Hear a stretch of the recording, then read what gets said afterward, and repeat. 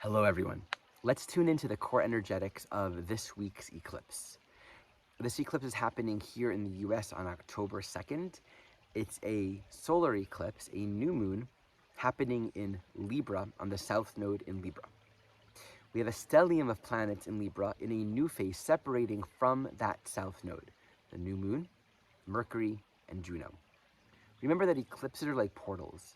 A lot of strong karmic dynamics and energetics will come through, oftentimes pieces that want to be seen and kind of released to be resolved, as well as fruitive dynamics that can kind of just bring up whatever is helpful to move our life forward in really useful ways.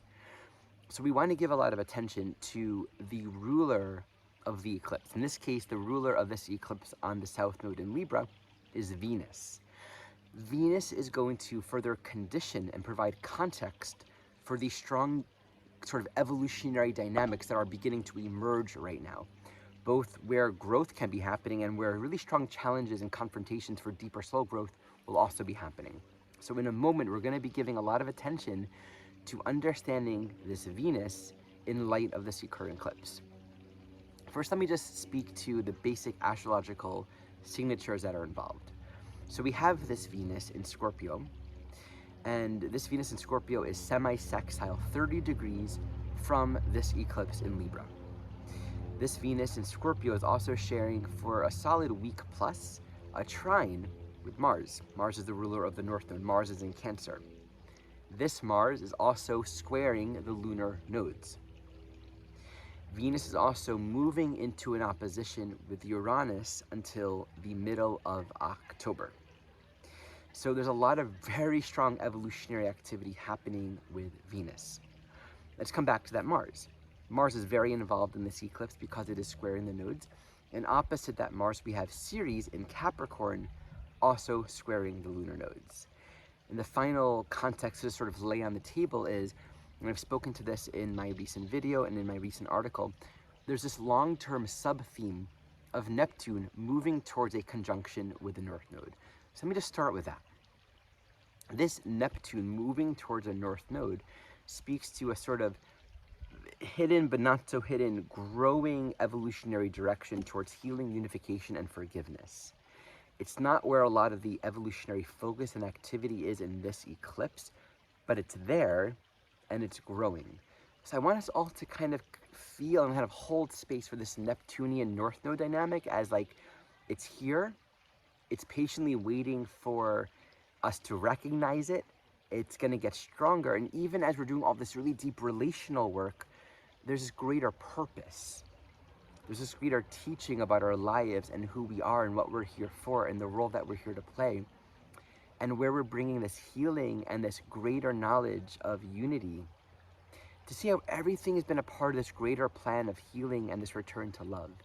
So it's really helpful to just keep our ground in this Neptune North Node. Where is that in our chart? There's something very liberating and healing to kind of stay connected to as we're doing all this strong Libra Scorpio work. Okay, let's jump into this. I would define these energetics speaking to, on the one hand, there's a lot of revisiting core relationship patterns and how we've learned to get our needs met. There may be this need to just be very honest with ourselves, accepting things as they are. When we have a very strong cardinal axis involved, it's very common to need to, go back to early life imprinting and conditioning, ways that we've learned to establish security or protect ourselves, maybe when we didn't get basic needs met. So there's a lot of revisiting. How do we tend to that more delicate part of ourselves that needs our love and care? Relative to Libra and Venus and Scorpio, well, we have strong needs that we can easily be projecting onto other people. And so there are two dynamics here. In accepting everything as it is, we might find that one, no amount of being nice, of giving, of pushing, of complaining, of demanding, or of sacrificing will necessarily change people and how they feel. We're not going to change. We can't make other people who we're earnestly wanting them to be. And two, we're not going to make ourselves who we're trying to make ourselves be. Maybe that's how we've learned how to be loved, and we're afraid of the loss, the betrayal, the pain of separation here.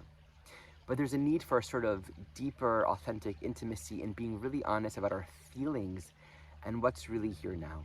And we can sort of direct this into all areas of our life, be it more intimate personal relationships or just how we're showing up and giving in our lives, the roles that we're playing.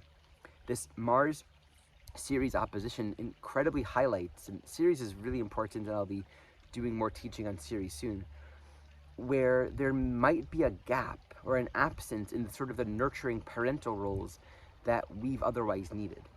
Maybe we're not getting what we wanted from our relationships. Maybe we're not able to provide the care that other people are expecting or needing from us. And there's something very healing and mature, albeit perhaps tender, in facing that reality. We need to come back to how do we tend to and care for our basic needs? How do we come into a congruent and honest place within our relationships where we're not bringing forward these unspoken, hidden expectations, which will in most cases lead us to feel hurt.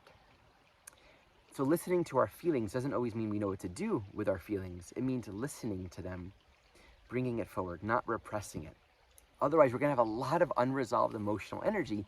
And I think the challenge with this Mars in Cancer is it can feel very overwhelming. There might be the possibility of strong emotional reactivity. How do we act? How do we behave when we're not getting our needs met, or when we think someone else is making us feel a certain way or not caring for us in certain ways? What are the patterns of codependency that we might be feeding? Where we might be used as sort of patterns of manipulation or allowing our own value to be diminished in order to make sure we maintain the status quo. So these are very important things to look at. And again, not just in personal relationships. This is a calling to be more empowered and more sourced in the value of our own soul. People can be disappointed at North Node and Aries being this like orientation to, in the end of the day, we have to be true to our own soul direction, which doesn't always mean meeting the need for affinity with others. It's a very important place where there's a lot of healing and forgiveness that ultimately wants to come through.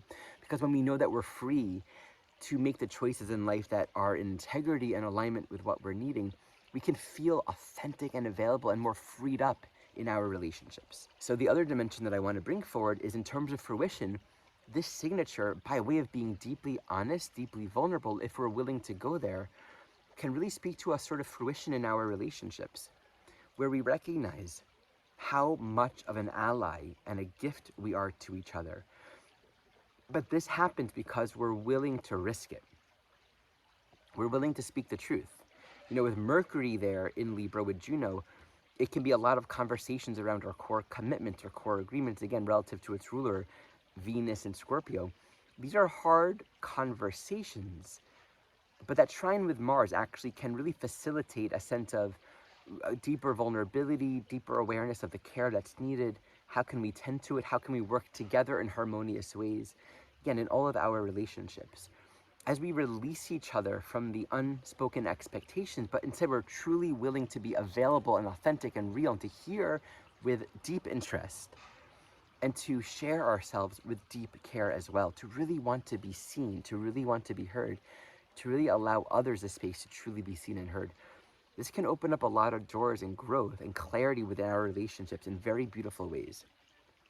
This being said, Venus moving into a growing opposition to Uranus can really highlight the stress of, I'm feeling stuck, I'm feeling pushed, I'm feeling suppressed, I need to break free. So it's important through the next couple of weeks or so that we maintain a sort of broad observer mind. Not to get too reactive. That Uranian and that Martian dynamic can bring a lot of reactivity. Not to get too reactive. Not to live in this place of distrust where we really think or perceive others are limiting or blocking us. In the lack of psychological self-awareness, we will tend to project the cause of our suffering on the outside. It's something we all do. But it's amazing to be able to become aware of, this is why I'm acting this way. This is why I'm behaving this way. This is the root of it. So we stay in a place of respect and ground and stability, even while there maybe is a lot of change or content coming up. So we don't allow ourselves to become too invested in believing and acting as if the world out there is affecting how we feel. We are responsible for our own feelings and what we choose to do about it. All right, so that really speaks to the essence of the energies of this eclipse. It's alive now, and it's going to be active for some time. Let us not get hooked in endlessly processing or trying to figure things out, doing that Libra thing, right? There's an immense value in wanting earnestly to kind of get to the core, get to the bottom line. What's the purpose? What's the teaching? What's the healing? How can we see it clearly, come to a place of congruency and clarity, and move on? Because life wants a lot more of us. I would also say, and I will be speaking more about this, just to kind of note this, these eclipse themes will also be further clarified as Ceres and Pluto come into a conjunction at the end of this year in Aquarius. Last year, a year ago, Pluto was squaring the nodes during the eclipse cycle. 6 months ago, and during this time, Ceres has been and is squaring the nodal axis. So both Pluto and Ceres have each individually at different times been very involved and intimately connected to these eclipse cycles. They are moving away from the nodes and they're coming to join each other in a new cycle in the very beginning of Aquarius. Kind of just around the time as well, the nodes are ready to leave the cardinal axis of Libra and Aries. This Ceres Pluto is very important. I'm going to be doing a video with my friend Sol, a third video that we've done 2 more earlier, on this upcoming Pluto Ceres conjunction that I'm very excited about. A few announcements. The Evolutionary Astrology Conference, the 2nd annual, is happening this next week. It actually starts the day after the eclipse. It is a 4-day conference. Myself and 14 other evolutionary astrologers from all around the world will be coming together to teach some beautiful, fascinating, very insightful talks. So if you're drawn to this work and want to explore sort of a more broad spectrum of knowledge within EA, this is a great place to start. Check it out in the description below. Use the coupon code RE10 to receive 10% off of your enrollment. I have many classes, class series available, including an upcoming Planets That Square the Nodes series. I have a free class happening later in October, so you can sign up for that on my website in the description below.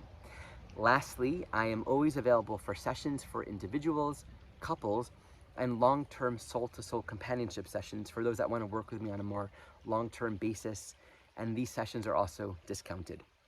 Thank you so much for watching.